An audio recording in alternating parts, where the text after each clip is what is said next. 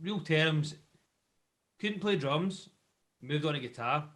Couldn't play guitar, moved on to singing, and he's okay at singing. I'll say that's what happened. This is all about you and your journey in music, and of course, we'll talk about the brand new song you guys just released. Yeah, yeah. Happy Place out today. Download now. Stream. Yeah, came out what, like on Friday? Friday. Friday. Yeah. Yeah, release. Yeah, so. Just before we go ahead, I'm Al. This is Stevie. Hi, Al. Yeah. Nice to meet you both. Appreciate it. Brothers, obviously. Well, so tell me about where were you born and raised? We are born. So obviously you can. I think the accent's a giveaway, but we are bit. Scottish. So we were born. We were actually born in a place called Lanark, which is where we are now. Yeah. But we were raised in a place called Wishaw, which is it's about, I say, 20 miles from a place called Glasgow. But we just tell everybody we're from Glasgow. That makes sense. Sure, it's the big city there that everyone knows. So It's easy to get. Who's the older brother? Alan. Nah, this guy. Oh, Stevie's the older one. Yeah, how many year difference, if you don't mind me asking? There's 6. 6? So he's the we've got a younger sister called Jill, and then another brother called Dave, who he is a resident of Australia now. G'day. Oh, good. And then Alan was the mistake at the end. Oh, okay. He was the unexpected one at the end there. The oops. So there's 4 of us all together. Okay. Big happy, big. So we're all a happy family, 4 of us. I love it. So, Al, did you obviously look up to your big brother and get some music knowledge from him? Not really. Stevie got a drum kit, early teens, and he's just so bad at them. So I just picked up the sticks and kind of thought, man, I'll show you what to do, and then it just all from there, man.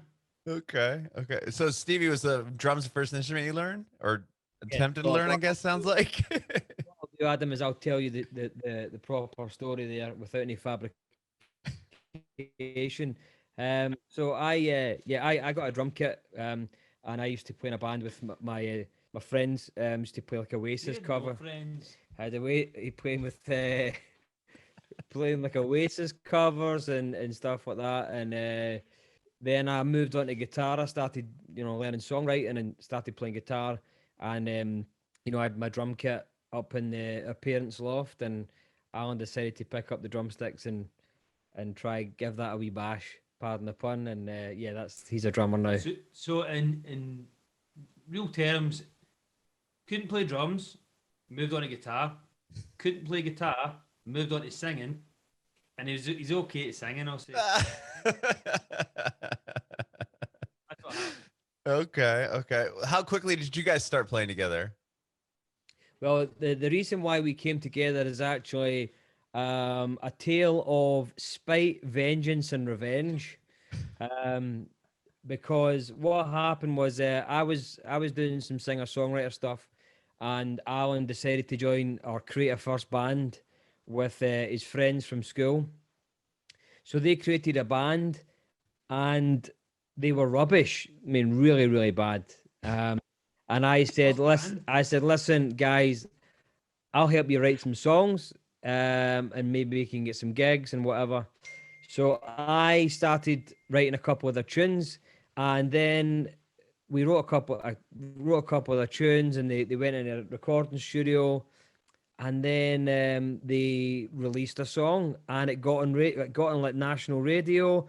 There was a bit of hype about them. They were getting a bit of heat, so they were all excited, and they started getting good gigs, and I continued to write maybe 3 or 4 or 5 songs, and working with them. And then they chucked Alan at the band. They sacked him. They kicked me out. They kicked Alan out.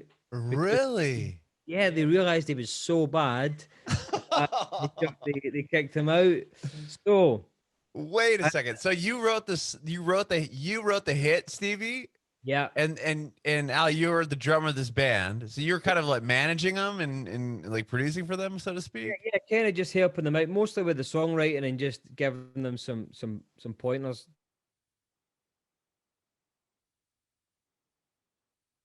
Didn't even like good songs; it was just better songs than what they had because they were pretty rubbish, pretty green. And yeah, they kicked Alan at the band, and then they continued to play the songs. And I said, you cannot play the songs that I wrote for you to help you out in a band that doesn't involve my brother. That wasn't the part of the deal. Uh-huh. And they just said, we are going to keep playing these songs. So I decided to form my own band with Alan and play those songs, just to spite them. And that's how we first got in the band, and we overtook them and had a bit more success. And we were in that band for a good few years, but that was the reason why we started playing together. Wow, that's so funny. So did you guys ended up overtaking them, and that band just had to kind of give up because they only knew how to Yeah, play they're probably the only good songs are the ones that you wrote for them. yeah, they kind of fizzled out. They kind of fizzled out, and yeah, that they are no more. So yeah, I just didn't like what they did, and I had to back up my brother, and I guess Of course. that's yeah that. Wow. And then how quickly did you guys start St. Phoenix? Was that years later? Yeah, that was years later. So we played in a band called Vigo Thieves for about 8 years or 9 years, right at the start. And yeah, I mean, we got some. We played some good big. Well, it started off wanting just there's a major festival in Scotland called Tea in the Park. Mm-hmm. Uh, every major artist all over the world has played it at some point in time.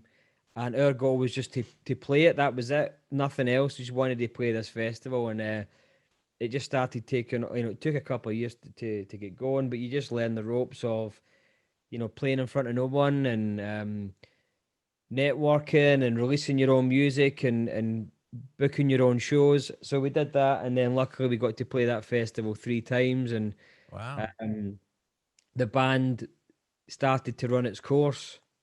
And then yeah, we started Saint Phoenix. Okay. And what did you just start fresh with St. Phoenix? Got rid of all those songs and kind of started over? No, it's kind of an interesting story. How the band came about and how everything worked out. We kind of sounded like we wanted the old band. We wanted to be like the Killers, because Brandon Flowers was my idol, and we'd seen the Okay. Killers. They were amazing. And a friend of ours said, you should email the manager of the Killers and ask them to manage you. That's a bold move. Yeah, so the Killers manager is from Vegas, so we had no clue who it was. So Alan jumps on Google and he types in Killers management, and he gets this name, Robert Reynolds, and he starts to Google, and I don't know how he did it, but he found this email address for Robert Reynolds or Reynolds management. So he sends an email to the Killers management and said, "Hey, we're a band from Scotland. Here's our songs. We're looking for management." As if every band in the world would do. Just find an email address and just go, right, okay, boom. Um, and obviously we had nothing back.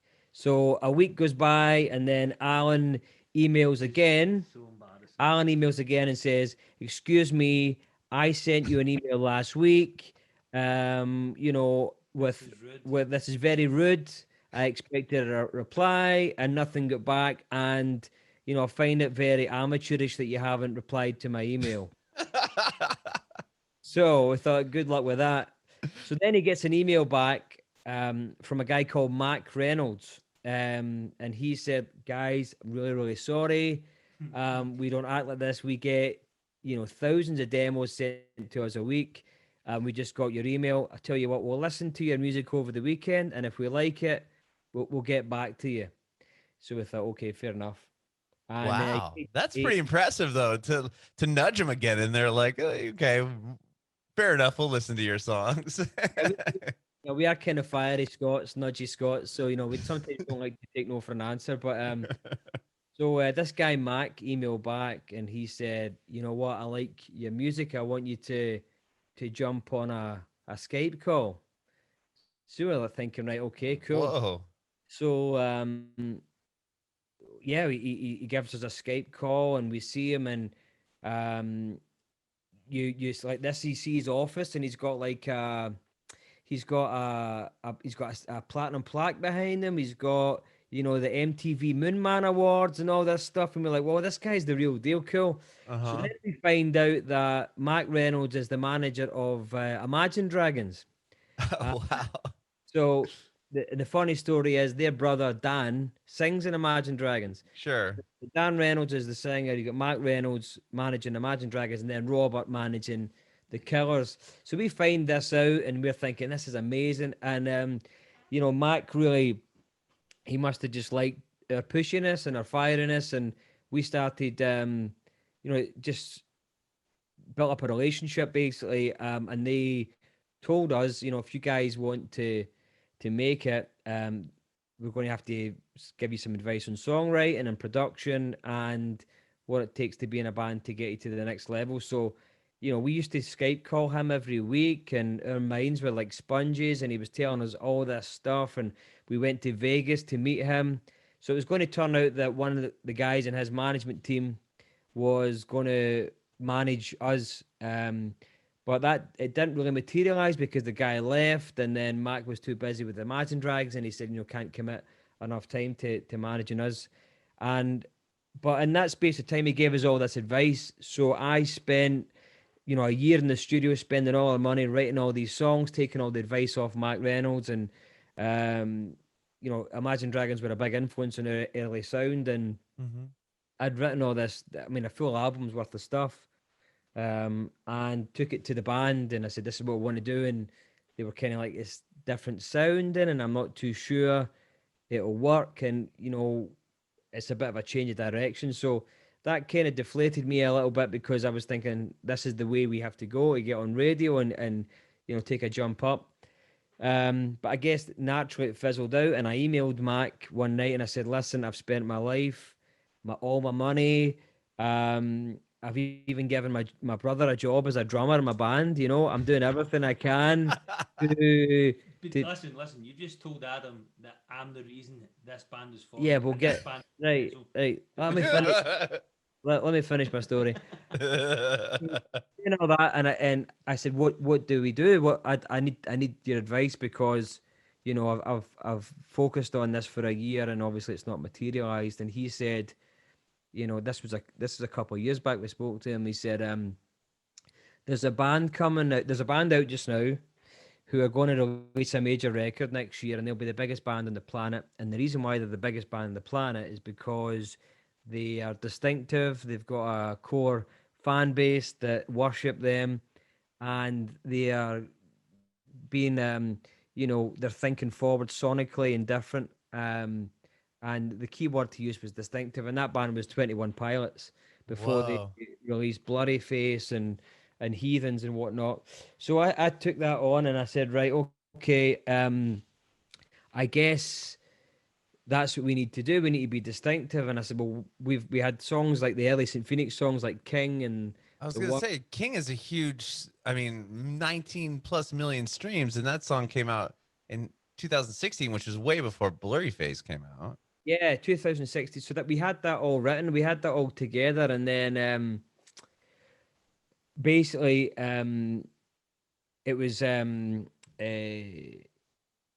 he said that if you've got, I thought in my head, sorry, if we've got this kind of sound like King and my brothers, there's two of us, that's very distinctive from Scotland, and I thought it's a no-brainer just to start something like that. And that's how the whole thing came about. Wow. So King was done and written before it really became SAINT PHNX. It was the song that you had and you're working on over the course of those years with Mark. Yeah, it was through all that, but also it was King is about being, I guess a lifetime of rejection in the music business, and all. We actually went down to a showcase for labels. All the major labels were there in London, and we played King. And the feedback we actually got, without even thinking, was, there's too many in the band. We like the drummer, we like the singer, but the rest of the band just don't fit.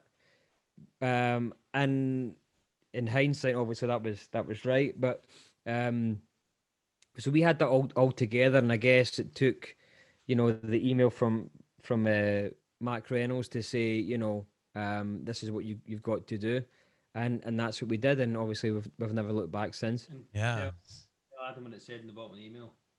The bottom of the email. It said, "P.S. You should thank your brother." 'cause he No, I started never the said. band."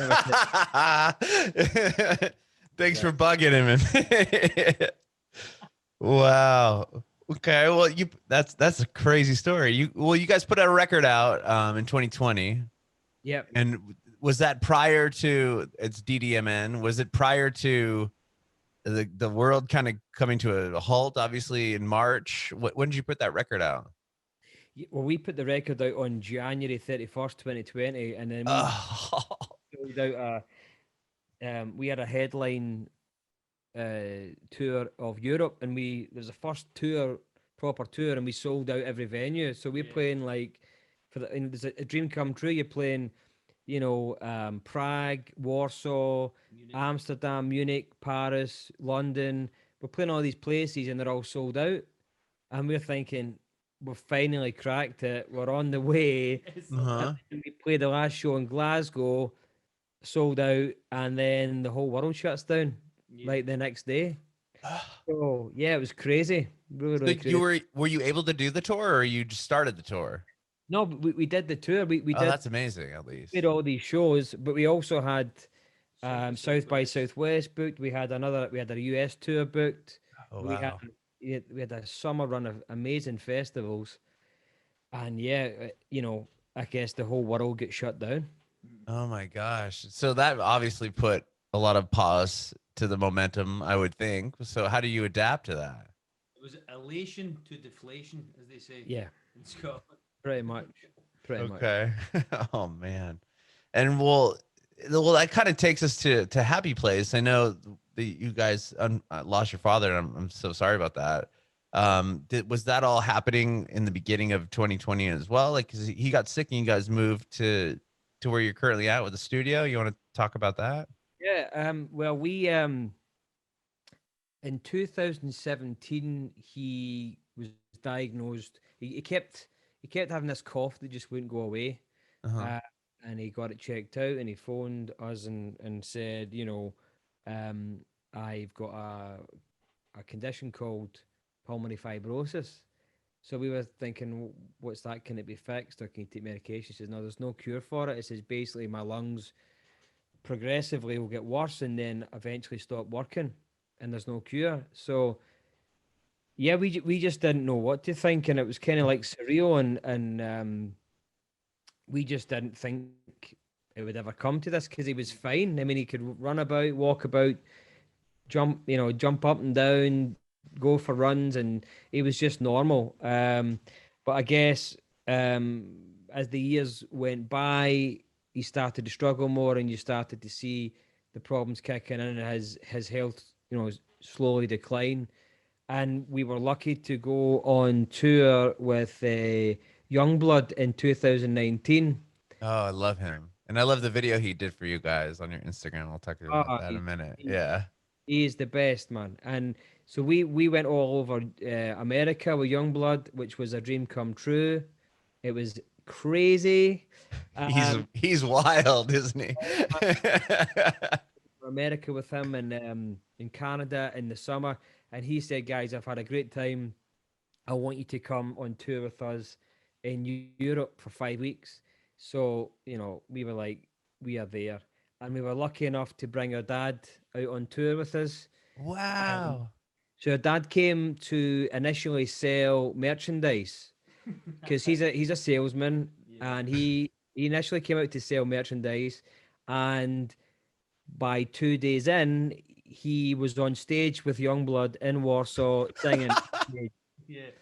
So that's the kind of guy he was. Dom just, Wow, what a cool moment. yeah, he just fell in love with him, and it was amazing. And from there, um, you look back and look at that experience with him. It was just, I'm so glad Yeah. that we managed to take him on tour. And I mean, because he actually came to Vegas with us to meet Mark Reynolds. He came everywhere with us. You Yeah. know, before, you know, when you're working, when you're doing music and it's not paying you any money, you have to have a job.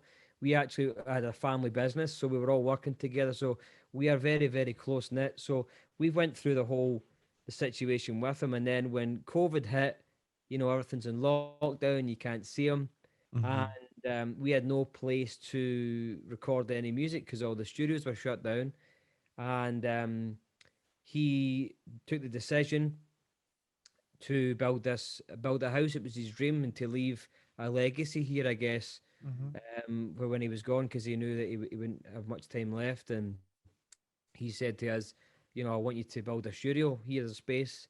You can be here every day. You can be creative, and I love to have you. So we were so blessed and lucky to have that opportunity. Mhm. And yeah, we sat in 2020 in this very studio like every day making songs. Mhm. We used to go in and show him all the songs every day, like every new song, and he would say, "This is the greatest song of all time. You've just written a number one hit." And he was so biased. And I come in one day and I just didn't say anything. I caught him, he was sitting. And this was when his health started to get really bad. Yeah. And he Mhm. was just sitting on his couch and he was looking at the hills and he was at peace. And I came back in here and I just picked up the guitar and I wrote the chorus for Happy Place. Um, and that set us on the way to where we are now. Wow. That's a powerful story. Oh my gosh. I mean, Well, to have that, I mean, it's so amazing that was such a big supporter of you both. I mean, how amazing. Not a lot of people have that. no, I think as well. Looking back, 2020 was very for a lot of people was a hard thing and not seeing their family. Mhm. Um, we were lucky enough to see our dad every single day. Yeah. He was always busy traveling the world doing business. We were traveling, playing shows. But for that full year, we must have had at least 10 years worth of memories last year. Just Yeah. seeing Mhm. her every single day. So when you reflect back on it, it was such a great year. Um, Even though it was a terrible year for the world stopping, it was a great year just to spend time with him. Yeah. Mhm. Aye. And to have those memories, like you said, and of course the memories of bringing him on the road, that must have just been the coolest experience for him, you know. Yeah, it's we played a show in Milan, and we picked him up at Milan airport, and we drove to the venue. First of all, he came to do merch. Yeah, We picked him up, and he had made his own merch. yeah. He had like this. Stuff we weren't He had selling. like this corporate jacket with the St. Phoenix logo and this cap with St. Phoenix, and then he when he was doing the merch, people were saying, "Can I have one of those caps?" He said, "No, you can't have them. That's corporate. They're one of a kind." So that's what he used to, used to do. But we picked him up from Milan airport. We went straight to the venue, and it was the biggest show on the European run. It was 3,000 people in Milan. It was Wow. so rowdy, Yeah, and we were, we had before the show we had a good drink. We were very well quite drunk we were before we played. rowdy. We were rowdy, but the show was just electric. And then when Dom, well, Youngblood obviously he met my dad before. Uh-huh. He went on, and when you go in a room with Youngblood, he's the loudest guy in the room. The focusers on him. Oh, of When course. I met him before, and it's just he just walks in and he just owns the place, right? when we were in a room with Youngblood and my dad was there, my dad was Youngblood. All the attention was on my dad. Yeah. So Youngblood was just he just kept his eyes were so big, he's looking at my dad talking all the time. And Youngblood went on and played a show, and it was the play. I mean, he tore the roof off. And who's the first person that Youngblood sees coming off stage? It's my dad. And my dad grabs him and lifts him up, and he says, "You are a superstar. You're the next Mick Jagger. You're going to be the biggest star on the planet." And Youngblood's eyes were so wide, and he just fell in love with my dad, and it was a beautiful thing to see. And I said, a couple of days after that, he asked my dad to come on tour, sorry, come on stage with him and sing one of the songs, and the song that they sang is called "Waiting on the Weekend." It's an acoustic song, and after my dad passed away, Youngblood renamed the song Bertie's song instead of Waiting on the Weekend, which I thought was a lovely touch. So Oh he's my just gosh, the best. what a He's the huge best. thing. Yeah, he's awesome. Really What is. a sweetheart. I love that. And I love the video he did for you guys on your Instagram too. The happy places. Yeah, Yeah, yeah. he's just the best, man. Also, when her dad was in the hospital in January, Youngblood, I'm not sure, but Youngblood sent a message to us to send on to her dad. And if I showed you now, you Yeah, would I'd be in cry, tears, man. man. He sent a message to my dad when he was in hospital, just saying he was rooting for him, thinking of him, and Dom, Youngblood's so busy. We after tour, we used to phone him or we used to text him, and he's too busy, and he would not text back for like a week, and then he would text you back, or you would say how we are, and you wouldn't hear from him, and Uh, then we come up to the house, and my dad would be on the phone, and he would say, "Okay, Dom, love you," and I was like, "Who's that?" And he's like, "I was just on the phone to Youngblood. He was just giving me a call," and I said, "I'm not. We've texted him like a week ago, and he's not texted us back." So he had a crazy relationship with my yeah. dad. It was funny, but it was just a really really great experience. What a great experience. What a cool relationship they were able to form as well. Yeah, funny, so I funny. love that. And you were able to play Happy Place for your dad as well, right? When it was complete, when he had it complete. Yeah, I was like, so we saw the initial thing or the inspiration of it in round about November. Mm-hmm. And one night, and I wrote the chorus, and we couldn't write any verses because I think deep down we knew he was dying, but he was getting worse, and it was just too raw and emotional, and you're trying to write that when you're going through it. I mean, I Mm-hmm. remember writing the demo, the chorus, and then driving home from the studio and just crying, on the way home, and then he got taken into hospital on Christmas night, and we were FaceTiming him Mm-hmm. through the week, ask him how he is, and he was getting better, and he was saying, "How's the music going?" And we were like, "Bertie, there's no music going." I said, "We can't stop thinking about it. We can't even function." He's like, "Nah, nah. You had to get this stuff finished. You have to get all the music finished and done. Um, we got to keep going." So he was in hospital for about a month, and after New Year, we just managed to write the song, write the verse, and we recorded it. We finished it, singing the song from the studio that night. I bounced a copy, got home in the car, got to the house, and then we got the phone call from the hospital to say that he's going to pass away. You have to come up and say your goodbyes. So we got to spend some time with him, and we got to play it to him a good few times before he passed away. So I think that the story of it is I know you just couldn't write it. We got to play it to him before he died, and then the next day I was speaking to my manager about the whole situation and just letting him know. And said he didn't know we'd written this song for a dad, and he said, "Can you please send me it?" I said, "I want to hear it," and we sent him it. And then the next thing we know, we've got a record deal offer from Atlantic Records. So it's just Wow. we can't explain. We can't explain it. Wow, that's incredible. Oh my gosh. And then Yeah. to have the song live on as a, with the major label, giving you the nod saying this is a great song and we want to sign you. That I'm sure was just even like the cherry on top, so to speak.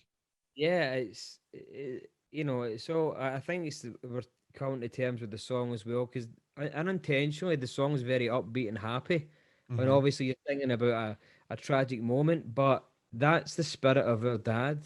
Through adversity and hard times, you've just got to put a smile on it and get through it, and that's testament to him. And you know, I think it's I guess a silver lining, or it's a bittersweet moment. Or it's probably he'll be up there saying, "Listen, this record deal is all down to me." You just know that he's saying that. He's like, "You're Um, welcome." do something big to pull that out the bag for you guys. Oh, But no, that's the kind of it's the life works in unexpected and crazy ways, and I think this song has definitely helped with the process of grieving and losing someone. And I think we want to use this experience and all the emotion to channel into our own art so that people can reflect and relate.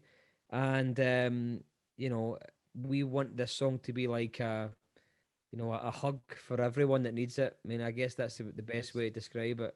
when we first signed with Atlantic, Pete Gamberg, the first thing he said was, "I'm sorry you had to go through something so tragic to create something so beautiful." Yeah. And that's stuck with me since knowing That's him. that's an incredible quote. Something to say that. So yeah, it's been incredible. Wow. I mean, the song is brilliant, and he said it best. I mean, it's unfortunate that he had to go through something so awful to create such a beautiful piece of art. But I think you guys hit it out of the park, and it's an amazing song. Thank you Thank very you. much. Thanks, man. Yeah. And I appreciate you both being here and talking to me about it and telling me these stories. You guys have had quite the ride, and I mean, it looks like it's all kind of moving up from here. Not that it wasn't, but I mean, Yeah. unfortunately, with everything getting shut down in 2020 and then the passing of your father, but you guys came out, ahead. I feel like, especially with this new song. So I think I mean, we went into 2020 with the intention of, everything's locked down, so we're going to get ahead of the game. We've got the studio now, we're going to write. And then, you know, all this stuff happened. And we ended up with a song that we've wrote that you can only write one time in your life. We'll never write that song sure. again. It's that kind of song, and it certainly feels like that from the feedback. So, we've got a job to do. We've got a mission to get this song out and heard around the world. And we've promised that to our dad. To our dad, that's what we want to do for him to make it. We know he is proud, but we won't stop working until this song is everywhere. That's our goal. I love it. And thank you both again so much for doing this. I do have one more question for you before I let you go. No, I want to know if you have any advice for aspiring artists. yeah. I would say the advice I could say is in the middle eight of Happy Place, and it's you've got to keep going. You got to stay in the game until your moment comes. If you get you don't win the lottery without buying a ticket, and we've been in the game for a long time, working hard, and you've just got to be there and work hard and make sure you keep going until your moment comes. And when your moment comes, you make that moment count. Yeah. And I think that's what we've been brought up on. We've never taken no for an answer. We've always believed we can do something after people telling us no. Yeah. And if you believe in something and you work hard, it will come true. But it's all about staying in the game. Bringing it backward.